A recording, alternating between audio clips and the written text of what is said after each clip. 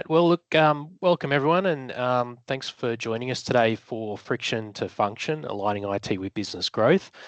I'm Lee Hodgson, technology strategist here at Roden, and I'm joined here by Ashley Brown, our head of technical services here at Roden as well.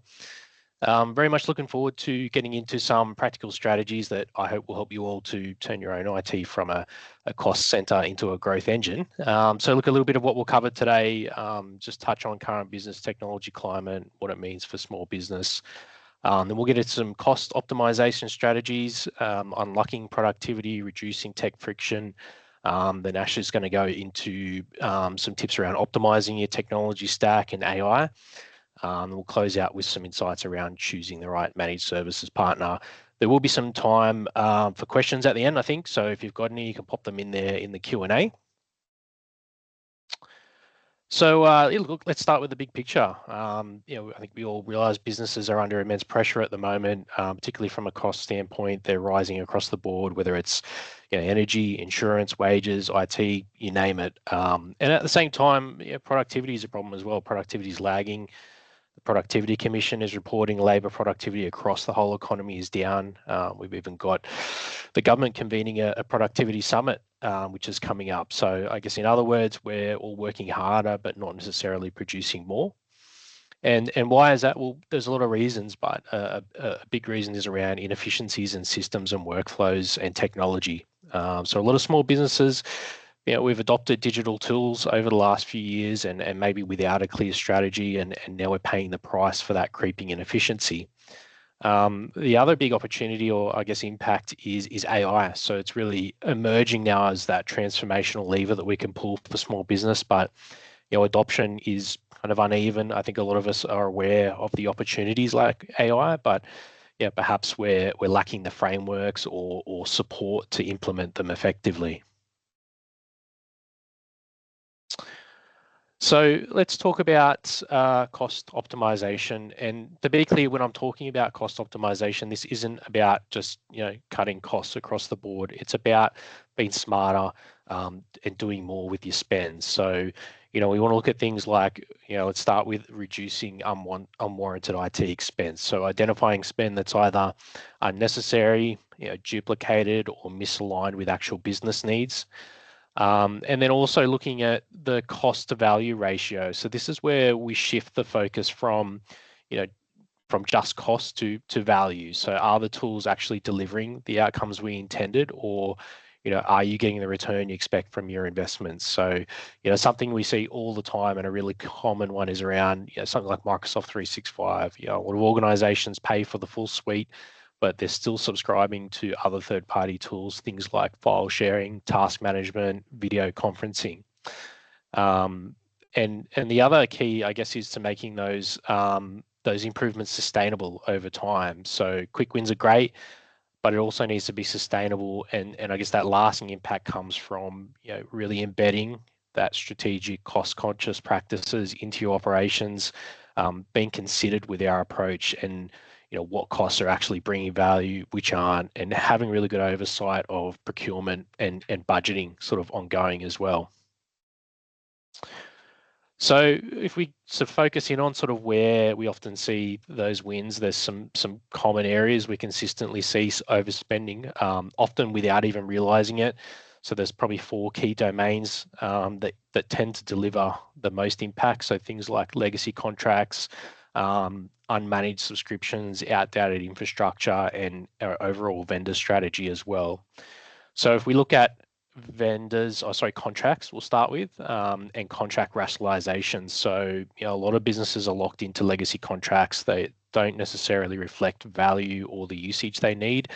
So some of those common culprits will be things like print services, which are increasingly becoming underutilized in digital-first businesses, telephony and internet connectivity, so looking to consolidate providers, reviewing services. There's also many new technologies coming online in both these areas as well, that can deliver better performance, better experience at a lower cost.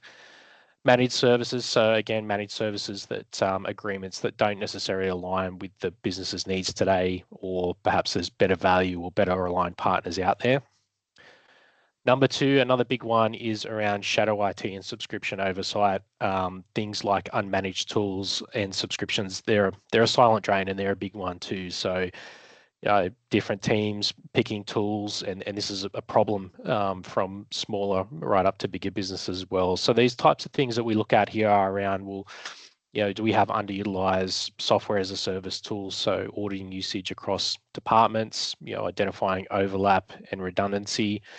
Do we have duplicate functionality? So, do we have multiple tools that are saving the same problem? So things like project management, communications, even perhaps the IT management tools that your IT team or department are using. We also look at things around our offboarding processes and general housekeeping. So making sure that licenses are cleaned up when employees leave or their roles change in the business, and keeping on top of that. And also optimizing Microsoft 365 to match actual user needs, eliminate and get rid of unused seats. Are we using all the functionality or paying for other tools that are already included in those subscriptions as well? It's another big one. And then we get into infrastructure modernization. So I guess the fact is legacy systems are expensive to maintain. They slow your teams down, whether it's physical or virtual servers, any type of hardware. And that's where your lifecycle management comes into it as well. So proactively replacing hardware before it becomes outdated helps avoid tech debt, unexpected costs, things like server consolidation, cloud migrations. They can really bring that cost down and improve performance for users as well. And that's where, transitioning your line of business applications to SaaS offerings and getting into that serverless architecture are still really big opportunities as well. And lastly is around that vendor strategy. So vendor consolidation, it's not always about cost savings. It's about improving productivity, reducing friction, improving, I guess, the alignment and the value that you're getting from those vendors.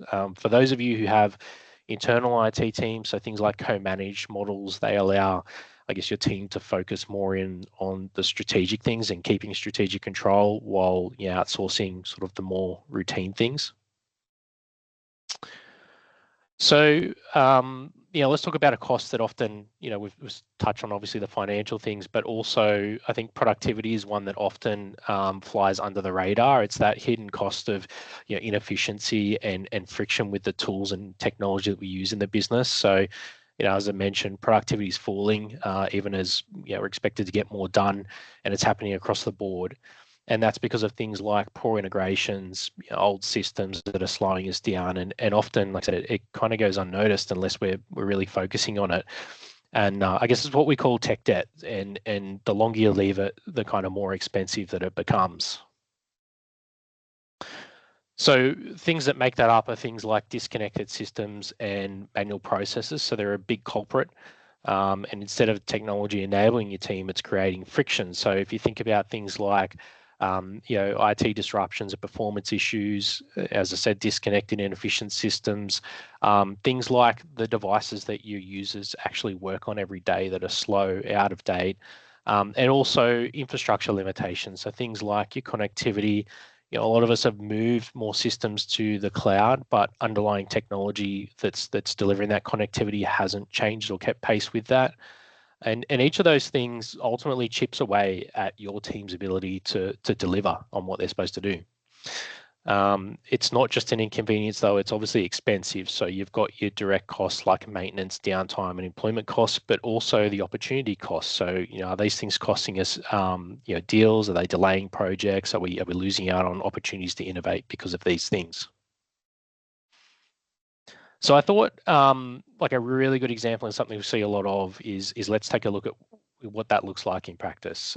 So bring it down to a really simple real world example. A lot of us probably have in our own businesses at the moment. So, let's imagine we've got a team member, they're doing their job on an old PC. It's maybe nearly 5 years old.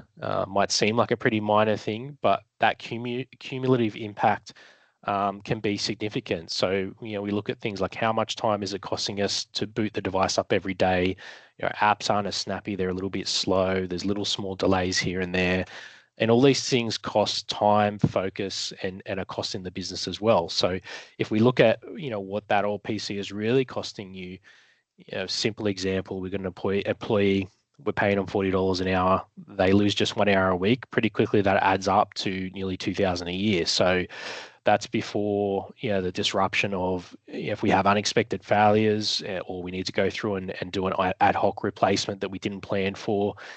And if we multiply that across our team, even if it's just 20 employees, that's nearly $40,000 a year that can be gone just from not keeping up with our equipment life cycle. And I think that's a pretty conservative sort of estimate there.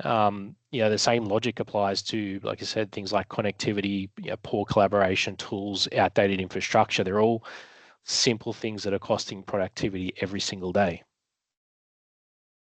So if we look into what are the levers that we can pull to drive productivity, it's not just about investing in shiny things. There are foundational things businesses can do that drive impact. So, before we can improve productivity, we need to understand where it's breaking down. So that's when we look at things like doing a digital maturity assessment. So let's start by evaluating how well our digital tools are integrated into the day-to-day operations. Are they supporting workflows or creating friction? Then looking at your resource alignment. So how are people, tools, and time being used? Are resources aligned with strategic priorities? We typically look at benchmarking, which helps us highlight areas where we're underperforming compared to peers or internal standards that we might have. And the other one is employee feedback and surveys as well. So we need to listen to our teams. Their insights can give us reveal insights into workflow pain points, usability issues, and process bottlenecks that maybe aren't visible from the top down. And I guess once we know where those inefficiencies are, we can shift into actions. So look at things like streamlining processes, focusing teams on workflows, reducing unnecessary steps, automation, and integrating systems to eliminate sort of manual processes between systems. Focusing on higher value tasks as well. So can we reallocate resources away from lower impact activities and towards initiatives that can really drive that growth or customer value? And a part of that is optimizing our existing tools as well. So rather than defaulting to new purchases, let's look at what we've got and how we can use it better, whether it's training, consolidations, better configurations. And obviously the other part is, yes, we may need to invest in new capabilities as well. So where there are gaps, we can invest, but strategically, and especially in areas like data, automation, customer engagement, all that kind of support those long-term business goals. So we obviously looked at inefficiencies and tech friction, how they quietly drain productivity and profits. The good news is that they are very fixable, and the right approach can really turn around that IT from that cost center into that growth engine. So that's where things like optimizing your tech stack come in. It's about creating, connected, efficient, and secure environments to support your business and doesn't fight against them. So I'm going to hand over to Ashley in a second. He's going to walk you through sort of, the steps for optimizing your tech stack and a little bit on AI as well. So over to you, Ash. Thanks, Lee. Thanks, everyone, for joining us today. As Lee said, I'm Ashley, Head of Technical Services here at Roden. Let's start by talking about the tools and software your businesses use and how an MSP can really help you move towards lean IT, and that's fewer tools and better integration. So over time, it's easy to end up with a patchwork of systems, each bought to fix one problem, but no real strategy. And the result is redundancy, underused subscriptions, like Lee said earlier, and tools that don't talk to each other. We often see, per organization, 3 or 4 platforms doing the same thing, like file storage, communication, or project management, video conferencing, and things like that, which creates overlap, wasted spend, and a clunky user experience. And so how do you fix it? First, as Lee touched on before as well, a usage audit. So identify who's using what, how often, which features actually get used. And you might be surprised to find out you're already paying for capabilities that exist in the tools that you already own. And then focus on systems that work well together, like Microsoft 365, Teams, SharePoint, OneDrive, or industry-specific tools that integrate naturally, such as linking your phone system with your CRM. And that's where an MSP comes in. We can audit your tool set and identify the overlaps, eliminate waste, and unlock features you didn't even know you had. And for example, many businesses only use a fraction of what Microsoft 365 offers, and they're licensed and paying for, and that's untapped value sitting right there in those licenses. So I guess the big question is, once you've trimmed and optimized, how do you keep it that way and make sure your systems run at their best?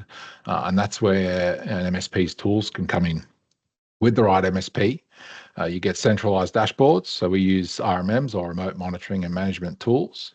And these are platforms that give real-time visibility into system performance, patch levels, and potential issues across your entire environment. We use automation to perform updates, user onboardings, offboardings, and implement security policies automatically, which saves time and reduces errors. We manage asset and license management, so you know exactly what you're using, can spot waste and consolidate where it makes sense. We connect and integrate your systems so they work together, so not in silos. And also vendor management, so acting as your one point of contact for all your vendors, your software vendors. So no more chasing support lines. And I guess the bottom line here is you gain enterprise grade tools and expertise without having to pay enterprise prices and having to pay for all those tools and capabilities yourself. And speaking of big business capabilities, Lee touched on this, AI. That's a big business cost. So yeah, let's talk about AI. AI is no longer just for tech giants. Thanks to cloud-based tools, it's becoming more affordable, accessible, and ready to deliver value for SMBs without huge budgets or in-house data specialists. The key is to start with your business goals and then match AI to use cases that drive a measurable impact. So what I mean by that is optimizing your optimizations. So you could automate admin, data entry, scheduling, invoicing, and even support. And a good example, things like AI chatbots, handling routine queries. Make smarter decisions, so you can leverage AI to predict sales, manage inventory, and avoid costly mistakes. And a big one, enhancing customer experience. So personalized marketing, offering 24/7 support, AI voice assistants and chat assistants, and also phone call analytics. Driving innovation, so speeding up development and content creation, as well as strengthening your cybersecurity. So using AI to identify threats before they cause damage. The bottom line here really is AI lets SMBs work smarter, move faster, and compete. And with AI helping to spot threats early, I guess the next step is building, cyber resilience, which Lee touched on earlier. Because in today's world, it's not if something happens, it's when. Speaking from experience there, cyber resilience goes beyond just putting up defenses. Security is about protection. Resilience is about recovery. Incidents will happen, and they will affect every organization at some point. And what separates a resilient organization is how quickly they can respond and bounce back. And that's where an MSP plays a critical role for organizations, providing real-time threat detection with 24/7 monitoring and alerts, including incident response. Perform proactive patching by fixing vulnerabilities before attackers find them, managing endpoint and cloud security, so by protecting devices and data wherever they are, not just in the office, and running user and awareness training, so reducing human error. And believe it or not, human error is still the number one cause of breaches today. Can definitely attest to that. Managing incident and also managing incident response and recovery plans, so testing those strategies to keep your businesses running. We also help ensure compliance with frameworks like ISO, Essential 8, and NIST, turning cybersecurity into a business enabler, not just a checkbox. Because I guess really at the end of the day, cyber resilience means your business can keep operating no matter what gets thrown at it. So what are some practical first steps for SMBs to leverage AI? I guess the key is to start small and be strategic. The biggest mistake that we've seen any organizations make is they start way too big and try to tackle either too big a problem or too many problems at once, and don't get the results. So starting by tackling one problem first, focusing on the issue that's costing you the most time or money. Business process improvement, very simple, very easy, save a lot of time. Pick tools that integrate, so making sure that you're picking solutions that work with your existing systems, like your CRM or your the main line of business application that your organization uses, your ERP or accounting software, as well as Office 365. Upskill your team. So teach your team how to use and work with AI, and measure your ROI early. So track the time saved, the revenue that you gain, and the improvements in customer satisfaction from day one. And I guess the takeaway for everyone is, it's a bit of a cliche that AI is going to take everybody's job one day. And that's not the case. AI is not really about replacing people. It's about giving your team superpowers, automating routine and repetitive tasks, surfacing smarter insights, data analytics, and enhancing customer experiences. In summary, from me, whether it's streamlining your tools, leveraging your MSP's capabilities, adopting AI, or building cyber resilience, it all comes down to making smart, integrated changes that deliver real value. And that's really where an MSP can help. So yeah, that's it from me. Thanks again for your time today. And with that, I'll hand back to Lee. Thanks, Ash. Yeah, I like the sound of some of those AI superpowers. Got to get me some of them. So, so yeah, I think Ash kind of touched on it, but yeah, let's talk about that next critical piece is around choosing the right managed services provider, MSP. So, everything we've discussed from cost optimization, driving productivity, tech stack alignment, your AI strategy, it's a lot to take on, and it does take a lot of focus. So having that right partner can make all the difference. So you definitely don't need a full internal IT department to drive all of this transformation. And even if you do, the right external guidance can really help fast track and improve the impact of that strategy. So I guess something that would be worthwhile asking yourselves today is, do we have a strategic partner or a reactive provider? So a proactive MSP doesn't just respond to tickets. They should be helping you to plan, scale, and future-proof your business. So, things like aligning technology with your goals, providing visibility through reporting, and offering that strategic guidance. Having that option there, like Chief Information Officer advisory services, and cybersecurity compliance advice and planning as well. So I think modern businesses should expect a lot more than break fix support these days. They really need partners who can bring that clarity, accountability, and continuous improvement as well. So it all comes down to, I guess, the three things around trust, communication, alignment. And when those things are in place, your MSP can really be a true extension, a true partner, and not just another vendor that can help you, get through to these strategic goals. So look, that was a really quick overview. So thank you so much for joining us today. If there are any questions, you can pop them in the Q&A. We've obviously covered a lot from, like I said, optimization, productivity, aligning your tech stack to help you guys take the next step, because often the hardest part is actually doing something after these. We've got some resources there that we'll send out to you. So we've got an IT budget and optimization worksheet that will come through, which is a really simple tool just to help get you started tracking, rationalizing, and optimizing your IT budgets in a sort of structured way. If you do want a more sort of hands-off approach, we do offer and we do provide IT budgeting and alignment assessments. So, really quickly, what that looks like is we put an NDA in place for confidentiality, and we can go through and benchmark your business against some of those key indicators. So things like cost, value, risk, productivity. So you can have a really clear picture of where you stand and where the opportunities lie. And maybe some of those are looking to take it that step further and really need that deeper strategic insight. Then you can also engage one of our CIOs, our Chief Information Officers, for an initial discovery session. So that's where they'll kind of go through with the business leaders, really dig down into your strategy and bring that board level sort of expertise to really help draw that roadmap out for aligning technology with business outcomes, navigating risk, and I guess building that roadmap for growth. So look, with that, like I said, got a minute for any questions. Otherwise, if there are things there that you want to ask, you want to take offline, of course you can book time with us. Otherwise, I think we'll leave it there. So thank you all for attending today. Hope you got some value out of it, and hope to talk to you all again soon. Thanks.